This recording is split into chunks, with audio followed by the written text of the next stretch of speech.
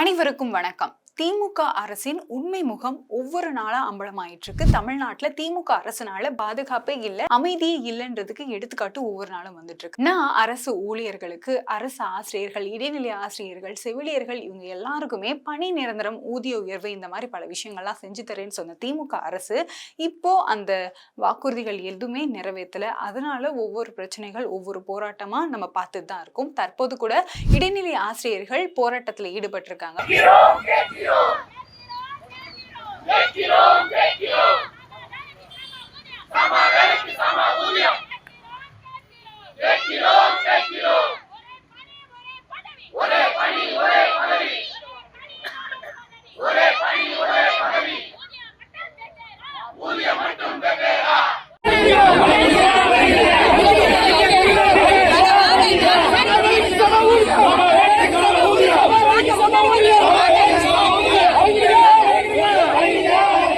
இடைநிலை ஆசிரியர்கள் தரப்புல இருந்து முன்னாடியே நாங்க எங்க கோரிக்கையை வற்புறுத்தினோம், எங்க கோரிக்கையை உங்க முன்னாடி சமர்ப்பிக்கிறோம். ஆனா எங்க கோரிக்கையை நீங்க ஏற்காத பட்சத்துல டிசம்பர் 26ஆம் தேதி கண்டிப்பா போராட்டத்துல ஈடுபடுவோம்னு சொல்லியிருக்காங்க. ஆனா அது எதுவுமே கண்டுக்காத தமிழக அரசு அமைதி காத்திருக்காங்க. அதனால அதோட பிரதிபலிப்பா தான் இன்னைக்கு அவங்க போராட்டத்துல ஈடுபடுறாங்க. அந்த போராட்டத்துல சில ஆசிரியர்கள் மயங்கி விழுந்திருக்காங்க.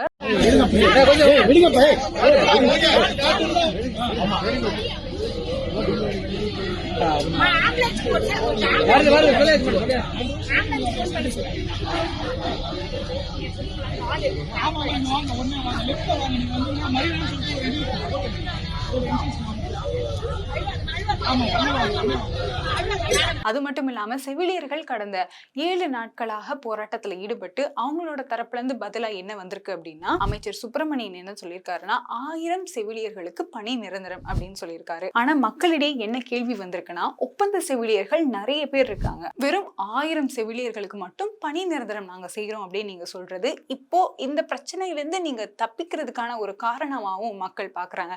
ஏன்னா செவிலியர்கள் நிறைய பேர் இருக்கும்போது இப்போ 1000 பேருக்கு மட்டும் நாங்க பணி நிரந்தரம் செய்யறோம் அப்படின்னா அவங்க என்ன சொல்ல வராங்க, மிச்சம் உள்ளவங்களா அப்ப அந்த ஒரு பிரச்சனை திருப்பி வராதா? இது என்ன மாதிரி முறை, என்ன மாதிரி ஆட்சியா இருக்கு அப்படின்னு நம்ம எல்லாருமே யோசிக்கிற மாதிரி தான் இருக்கு. இடைநிலை ஆசிரியர்கள், செவிலியர்கள் ஒரு பக்கம்னா, நெடுஞ்சாலைத்துறையில சாலை பணியாளர்களும் போராட்டத்தில் ஈடுபட்டிருக்காங்க. திமுக அரசு பொறுத்தவரை அவங்க குடும்பத்தை தாண்டி இந்த ஆட்சியில பலனடைஞ்சவங்க யாருமே இல்ல. பொதுமக்கள்ல இருந்தும் அரசு அதிகாரிகள் இருந்தும் நெடுஞ்சாலைத்துறையில பாதிக்கப்படுற ஒரு பாமர மக்களான சாலை ஊழியர்களுமே இந்த மாதிரி ஒரு பாதிப்பை தரக்கூடிய திமுக அரசு வாக்குறுதிகளை அப்ப ஏன் கொடுக்கணும்? வாக்குறுதிகளை கொடுக்கறது வெறும் ஒரு வெத்து வேட்டா, ஏமாத்து வேலையா அப்படின்னு கேள்வியும் மக்கள் தரப்புல இருந்து வந்திருக்கு. ஆட்சிக்கு வர்றதுக்காக திமுக அரசு என்ன வேணா பண்ணுவாங்க அப்படின்ற ஒரு மனநிலை மக்கள் மத்தியில இப்ப வந்திருக்கு. இடைநிலை ஆசிரியர்கள், செவிலியர்கள், நெடுஞ்சாலை துறையில ஒர்க் பண்ணக்கூடிய சாலை ஊழியர்கள் இந்த மூவருக்குமே திமுக அரசு முறையான பதில் கொடுக்கல. இப்போ இந்த ஆசிரியர்களுக்கு திமுக ஆட்சியிலிருந்து என்ன பதில் தர போறாங்கன்னு தெரியல. செவிலியர்களுக்கு பண்ண மாதிரி இப்போதைய பிரச்சனையிலிருந்து தப்பிக்கணும் அப்படின்றதுக்காக அவங்களும் ஒரு கணக்கா எல்லாருக்குமே கொடுக்காம குறிப்பிட்ட நபர்களுக்கு மட்டும் பதவி கொடுக்கணும் அப்படின்ற ஒரு ஐடியால இருக்காங்களான்னு தெரியல. இது எல்லாத்துக்குமான பதில் 2026 தேர்தல் அப்போ கண்டிப்பா மாற்றம் ஏற்படும், சிறந்த தலைவர் அமைவாரு, மக்களோட கருத்து வெல்லும் அப்படின்ற நம்பிக்கை எல்லாருக்குமே இருக்கு. இது போல தகவலை தெரிந்து கொள்ள போஸ்ட் கார்டு சேனலை சப்ஸ்கிரைப் செய்யவும். நன்றி.